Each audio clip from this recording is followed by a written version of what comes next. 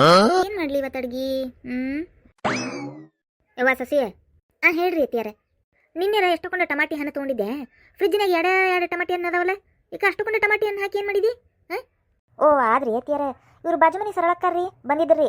ಏನೋ ಅವ್ರಿಗೆ ಟೊಮೆಟೊ ಬಾತ್ ಮಾಡೋಂಗಾಗೈತಂತ್ರಿ, ಅದಕ್ಕೆ ಟೊಮೆಟೊ ಹಣ್ಣು ಇಸ್ಕೊಂಡು ಹೋದ್ರಿ. ಯವ್ವ ಸಸಿ, ಎಂತ ಸಸಿ ಕುಡಿ ಎಷ್ಟು ಶಾಣಕ್ಕಿದೆ ಯವ್ವ.